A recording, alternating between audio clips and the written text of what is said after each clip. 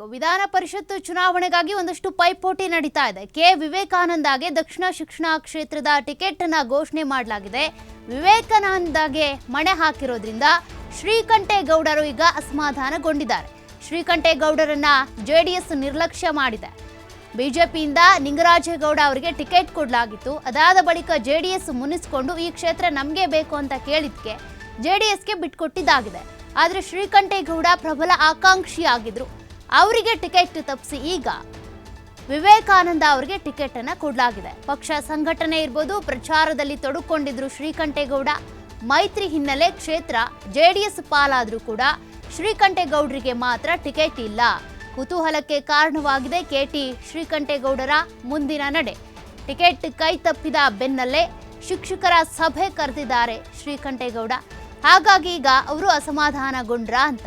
ಇವತ್ತು ಸಂಜೆ ನಡೆಯುತ್ತೆ ಸಭೆ. ಆ ಸಭೆಯಲ್ಲಿ ಮುಂದಿನ ನಡೆಯ ಬಗ್ಗೆ ನಿರ್ಧಾರವಾಗುತ್ತೆ. ಈಗಾಗಲೇ ಅವರು ಫೇಸ್ಬುಕ್ ಪೋಸ್ಟ್ ಕೂಡ ಹಾಕೊಂಡಿದ್ರು. ನಾನು ದಕ್ಷಿಣ ಶಿಕ್ಷಕರ ಕ್ಷೇತ್ರದಿಂದ ಸ್ಪರ್ಧೆ ಮಾಡ್ತಾ ಇದ್ದೇನೆ ವಿಧಾನ ಪರಿಷತ್ ಚುನಾವಣೆಗೆ, ನೀವೆಲ್ಲರೂ ನನಗೆ ಮತವನ್ನು ಹಾಕಬೇಕು ಅನ್ನುವಂಥ ನಿಟ್ಟಿನಲ್ಲಿ ಪೋಸ್ಟ್ ಮಾಡ್ಕೊಂಡಿದ್ರು. ಆದರೂ ಕೂಡ ಈಗ ಅವ್ರಿಗೆ ಹಿನ್ನಡೆ ಆಗಿದೆ. ಅವರ ಬದಲು ಕೆ ವಿವೇಕಾನಂದ ಅವರಿಗೆ ಟಿಕೆಟನ್ನು ಜೆಡಿಎಸ್ನಿಂದ ಘೋಷಣೆ ಮಾಡಲಾಗಿದೆ.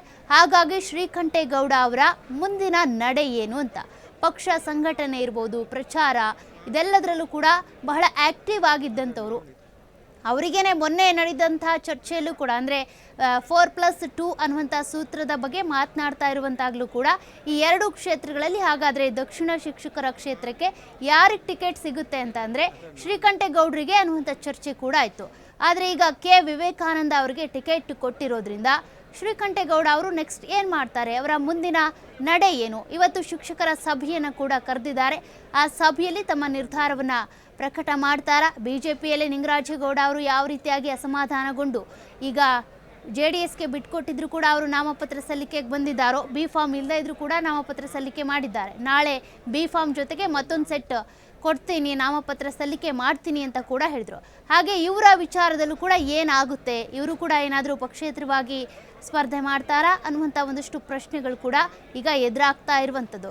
ಯಾಕೆಂದರೆ ಶ್ರೀಕಂಠೇಗೌಡ ಅವರು ಲೋಕಸಭಾ ಚುನಾವಣೆ ಇರ್ಬೋದು, ಮೈತ್ರಿಯ ಪಕ್ಷ ಸಂಘಟನೆ ಇರ್ಬೋದು, ಅದೆಲ್ಲದರಲ್ಲೂ ಕೂಡ ಬಹಳ ಆ್ಯಕ್ಟಿವ್ ಆಗಿ ಇದ್ದಂಥ ವ್ಯಕ್ತಿ.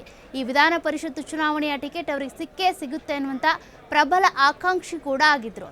ಹಾಗಾಗಿ ಅವರಿಗೆ ಟಿಕೆಟ್ ತಪ್ಪಿರೋದಕ್ಕೆ ಸಹಜವಾಗಿಯೇ ಅಸಮಾಧಾನ ಇದೆ.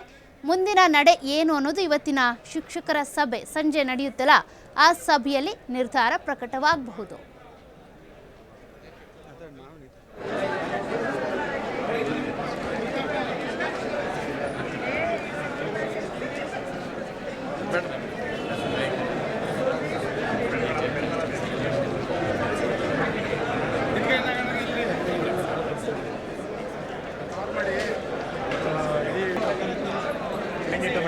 ಜೆಡಿಎಸ್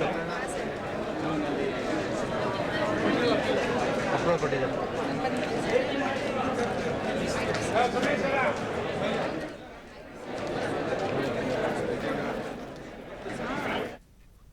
ಈ ಬಗ್ಗೆ ಮಾಹಿತಿ ಕೊಡ್ತಾ ಹೋಗ್ತಾರೆ ನಮ್ಮ ಪ್ರತಿನಿಧಿ ಶಶಿಕುಮಾರ್ ಫೋನ್ ಸಂಪರ್ಕದಲ್ಲಿದ್ದಾರೆ. ಶಶಿಕುಮಾರ್, ಈಗಾಗಲೇ ಬಿಜೆಪಿ ಹಾಗೂ ಜೆಡಿಎಸ್ನಲ್ಲಿ 4+2 ಅನ್ನುವಂಥ ಸೂತ್ರದ ಅನ್ವಯವಾಗಿ ಈ ಒಂದು ಟಿಕೆಟ್ ಘೋಷಣೆ ಆಗಬೇಕಿತ್ತು, ಅದರಂತೆ ಆಗಿದೆ. ಹಾಗಿದ್ರೂ ಕೂಡ ಒಂದಷ್ಟು ಗೊಂದಲಗಳು, ಅದರಲ್ಲೂ ಕೂಡ ಈ ದಕ್ಷಿಣ ಶಿಕ್ಷಕರ ಕ್ಷೇತ್ರದಲ್ಲಿ ಶ್ರೀಕಂಠೇಗೌಡ ಅವರ ಮುಂದಿನ ನಡೆ ಏನು ಅಂತ ಟಿಕೆಟ್ ಕೈ ತಪ್ಪಿರೋದ್ರಿಂದ. ಹೌದು ಸೌಖ್ಯ, ಏನು ಇವತ್ತು ಮೈಸೂರಿನಲ್ಲಿ ಕೆಟಿ ಶ್ರೀಕಂಠೇಗೌಡರು ಶಿಕ್ಷಕರ ಒಂದು ಸಭೆಯನ್ನು ಕೂಡ ಕರೆದಿರ್ತಕ್ಕಂಥದ್ದು. ಸಂಜೆ ನಡೀತಕ್ಕಂಥ ಮೈಸೂರಿನಲ್ಲಿ ನಡೀತಕ್ಕಂಥ ಈ ಸಭೆಯಲ್ಲಿ ಮುಂದಿನ ನಿರ್ಣಯವನ್ನ ಕೂಡ ತೆಗೆದುಕೊಳ್ಳಕ್ಕೂ ಕೂಡ ನಿರ್ಧಾರವನ್ನ ಮಾಡಿರ್ತಕ್ಕಂಥದ್ದು. ಅಂದ್ರೆ ಈ ಹಿಂದೆನೆ ಕೂಡ ಸಾಕಷ್ಟು ಪ್ರಚಾರ ಮತ್ತೆ ನಿರಂತರ ಸಭೆ ಇದರಲ್ಲೆಲ್ಲ ಕೂಡ ಪಾಲ್ಗೊಂಡಿದ್ದಂತ ಕೆಟಿ ಶ್ರೀಕಂಠೇಗೌಡರು ಇದೀಗ ಟಿಕೆಟ್ ಮಿಸ್ ಆಗಿರ್ತಕ್ಕಂಥದ್ದು. ಅವರ ಕೆಟಿ ಶ್ರೀಕಂಠೇಗೌಡರ ಬದಲಾಗಿ ಕೆ ವಿವೇಕಾನಂದ ಅವರಿಗೆ ಜೆಡಿಎಸ್ ಟಿಕೆಟ್ ಅನ್ನ ಘೋಷಣೆ ಮಾಡಿರ್ತಕ್ಕಂಥದ್ದು. ಅಂದ್ರೆ ಜೆಡಿಎಸ್ ಮತ್ತೆ ಬಿಜೆಪಿಯ ಮೈತ್ರಿ ಅಭ್ಯರ್ಥಿಯಾಗಿ ಕೆ ವಿವೇಕಾನಂದ ಕಣಕ್ಕಿಳಿತಕ್ಕಂಥದ್ದು. ಅದ್ರ ಜೊತೆಗೆ ಏನು ಜೆಡಿಎಸ್ ನ ವರಿಷ್ಠ ಆಗಿರ್ತಕ್ಕಂಥ ಎಚ್.ಡಿ. ದೇವೇಗೌಡರು ಅವರು ಕೂಡ ಕೆ ವಿವೇಕಾನಂದ ಅವರಿಗೆ ಬಿ ಫಾರ್ಮ್ ಅನ್ನ ಕೂಡ ಕೊಟ್ಟಿರ್ತಕ್ಕಂಥದ್ದು. ಹೀಗಾಗಿ ಕೆಟಿ ಶ್ರೀಕಂಠೇಗೌಡರ ಮುಂದಿನ ನಡೆ ಏನೋದು ಕೂಡ ಸಾಕಷ್ಟು ಕುತೂಹಲಕ್ಕೆ ಕಾರಣವಾಗಿರ್ತಕ್ಕಂಥದ್ದು. ಈಗ ಈ ಹಿಂದೆ ಕೆಟಿ ಶ್ರೀಕಂಠೇಗೌಡರು ದಕ್ಷಿಣ ಪದವೀಧರ ಕ್ಷೇತ್ರದಿಂದ ಸ್ಪರ್ಧೆಯನ್ನ ಮಾಡ್ತಿದ್ರು. ಆದ್ರೆ ಇತ್ತೀಚೆಗೆ ನಡೆದಂತ ಪದವೀಧರ ಕ್ಷೇತ್ರದ ಚುನಾವಣೆಯಲ್ಲೂ ಕೂಡ ಅವರಿಗೆ ಸಿಗ್ಬೇಕಾದಂತ ಟಿಕೆಟ್ ಕ್ಷೇತ್ರವನ್ನ ಬಿಟ್ಟು ಬೇರೆಯವ್ರಿಗೂ ಕೂಡ ಬಿಟ್ಕೊಟ್ಟಿದ್ರು. ಹೀಗಾಗಿ ದಕ್ಷಿಣ ಶಿಕ್ಷಕರ ಕ್ಷೇತ್ರದ ಮೇಲೆ ಸಾಕಷ್ಟು ಕಣ್ಣಿಟ್ಟಿದ್ದಂತ ಮತ್ತೆ ಆಕ್ಟಿವ್ ಆಗು ಕೂಡ ಒಂದು ಪ್ರಚಾರವನ್ನು ಕೂಡ ಶುರು ಮಾಡ್ಕೊಂಡಿದ್ದಂತ ಶ್ರೀಕಂಠೇಗೌಡರು ಇದೀಗ ಅವರಿಗೆ ಟಿಕೆಟ್ ಮಿಸ್ ಆಗಿರೋ ಹಿನ್ನೆಲೆಯಲ್ಲಿ ಮುಂದಿನ ನಡೆ ಏನು ಅನ್ನೋದು ಕೂಡ ಕಾದ್ ನೋಡ್ಬೇಕಾಗಿರ್ತಕ್ಕಂಥದ್ದು. ಸೌಖ್ಯ. Thank you Shishukumar ಡೀಟೇಲ್ಸ್ಗೆ.